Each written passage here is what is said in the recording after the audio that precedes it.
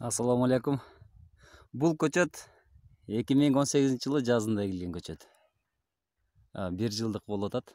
2019-жыл бүгүн 20-январь. Быйыл кыш жакшы болду, кар жакшы. Былтыркыдай эмес, быйыл кар көп түштү. Бул көчөттүн поздний сорт Элберт деген сорту кечки күздө пышат. Быйыл уже мөмөлөрүнөн уже ооз тийсек болот. Бирок калтырбастан тамырды өстүрүп алыш үчүн быйыл мына шактарына алып таштайбыз. Мына астындагы шага калат. Мына калганын алып таштайбыз. Мынакей былтыр жакшы өстү. Жоондук уже кетмен саптай бар мынакей.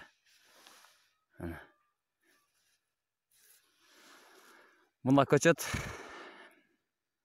деңиз деңгээлинен 1320 метр бийиктикте турабыз. Кар, бир карыштан ашык кар бар. Тамчылатып сугарылат. Ошо астыңкы айылдан суу алып чыкканбыз 380 метр ылдыйдан. Мына көчөттөр. Мына бул гиляс көчөт. Жакшы өстү. Былтыр мына жерден кыркылган. Мына жоондук уже нормально болуп калган. Нормально өсүп катарып атат. Былтыр мына жерге коондарыбыз эккенмин тоого. Трактор ачык айдатайын десем, быйыл трактор жүрө албай койду.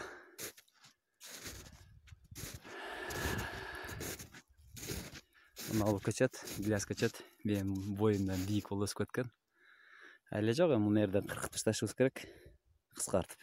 Болбосо асманга өсүп чыгып кетип калат. Мынакей кийинки катар.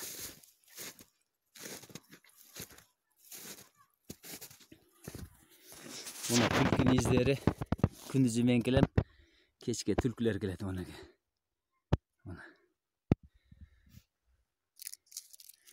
Көчөттүн ден соолугу жакшы, таза. Эч кандай оорусу жок. Бир жолу кышкы дарысын бердим.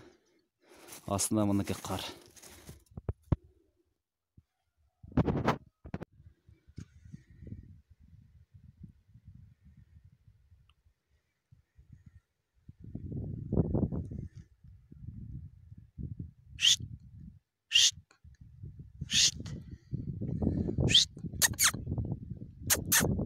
Ба, анда түлкү жүрөт.